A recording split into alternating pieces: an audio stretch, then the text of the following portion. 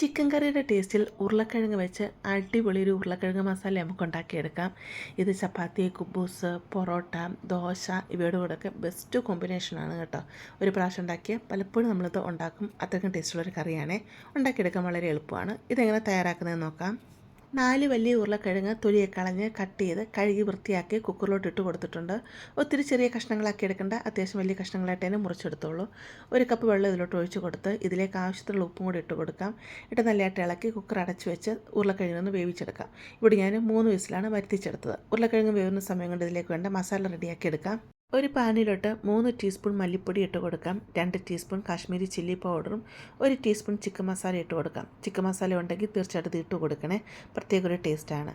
അതുപോലെ 1 ടീസ്പൂൺ കുരുമുളക് പൊടി, 1 ടീസ്പൂൺ ഗരം മസാല, 1/4 ടീസ്പൂൺ മഞ്ഞൾപ്പൊടി ഇത്രയും കൂടി ഇട്ട് കൊടുത്ത് തീ കുറച്ച് വെച്ച് നമുക്കിതിനൊന്ന് ഫ്രൈ ചെയ്തെടുക്കണം.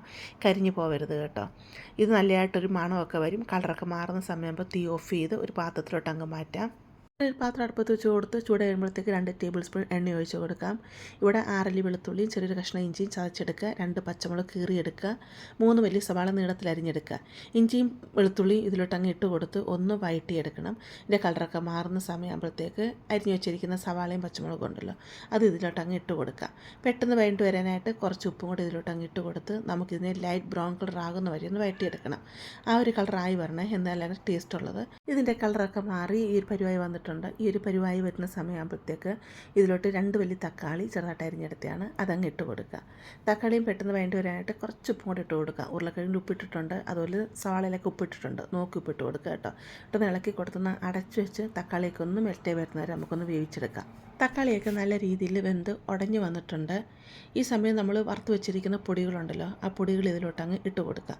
ഇട്ട് നല്ലതായിട്ട് ഇളക്കി കൊടുക്കുക. പൊടികൾ ഓൾറെഡി നമ്മൾ മൂപ്പിച്ചെടുത്തത് കൊണ്ട് പിന്നെ ഫ്രൈ ചെയ്തെടുക്കേണ്ട ആവശ്യമില്ല.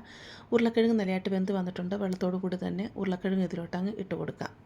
എന്നിട്ട് നമുക്ക് നല്ലതായിട്ട് ഇത് ഇളക്കി അങ്ങ് മിക്സ് ചെയ്യാം. ഈ സമയത്ത് വേണമെങ്കിൽ നിങ്ങൾക്ക് 2-3 ടേബിൾ സ്പൂൺ വെള്ളം കൂടി ഒഴിച്ച് കൊടുക്കാവുന്നതാണ് കേട്ടോ. ഞാനിപ്പോൾ അധികം വെള്ളമൊന്നും ഒഴിച്ച് കൊടുക്കുന്നില്ല. ഞാൻ ഒരു പെരണ്ട രീതിയിലാണ് ഇത് എടുക്കുന്നത്. ഇതിലോട്ട് കുറച്ച് മല്ലിയില അങ്ങ് ഇട്ട് കൊടുക്കുക. മല്ലിയിലേക്ക് നമ്മുടെ ഇഷ്ടം അനുസരിച്ച് നമുക്ക് ഇട്ട് കൊടുക്കാവുന്നതാണ് കേട്ടോ. ഇട്ട് നല്ലതായിട്ട് ഇതിനെ അങ്ങ് ഇളക്കി മിക്സ് ചെയ്യാം. ഇട്ട് ഇതിനെ ഒന്ന് അടച്ച് വെച്ച് തീ കുറച്ച് വെച്ച് ഒരു 5 മിനിറ്റ് നമുക്ക് വേവിച്ചെടുക്കാം. ഉരുളക്കിഴങ്ങിലോട്ടൊക്കെ മസാല ഒന്ന് പിടിച്ച് വരണമല്ലോ. 5 മിനിറ്റ് കഴിഞ്ഞ് നമുക്ക് തുറന്ന് നോക്കാം. ഇവിടെ 5 മിനിറ്റ് ആയിട്ടുണ്ട്. ഉരുളക്കിഴങ്ങിലോട്ടൊക്കെ നല്ല രീതിയിൽ മസാല പിടിച്ച് വന്നിട്ടുണ്ട്. ഞാനിങ്ങനെ ഡ്രൈ ആയിട്ടാണ് ഇതിനെ എടുക്കുന്നത്. നിങ്ങൾക്ക് ഗ്രേവി വേണം എന്നുണ്ടെങ്കിൽ ഉരുളക്കിഴങ്ങൊക്കെ ഇട്ട് കൊടുത്ത സമയത്ത് ഒരു 1/4 കപ്പ് വെള്ളം കൂടി ഇതിലോട്ട് ഒഴിച്ച് കൊടുക്കാവുന്നതാണ് കേട്ടോ.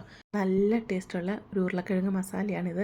ശരിക്കും ചിക്കൻ കറിയുടെയൊക്കെ ഒരു ടേസ്റ്റാണ് ഇതിന് കേട്ടോ. ചിക്കൻ മസാലയൊക്കെ ഇട്ട് കൊടുത്തുകൊണ്ട് തന്നെ ചപ്പാത്തിലൂടെ അപ്പത്തിനൂടെയൊക്കെ ബെസ്റ്റ് കോമ്പിനേഷനാണ്. തീർച്ചയായിട്ടും നിങ്ങളൊന്ന് ട്രൈ ചെയ്ത് നോക്കണേ. അതുപോലെ വീഡിയോ ഇഷ്ടപ്പെടുവാണെങ്കിൽ ചാനലൊന്ന് സബ്സ്ക്രൈബ് ചെയ്ത് സപ്പോർട്ട് ചെയ്യുക, ലൈക്ക് ചെയ്യുക, നിങ്ങളുടെ അഭിപ്രായം അറിയിക്കുക.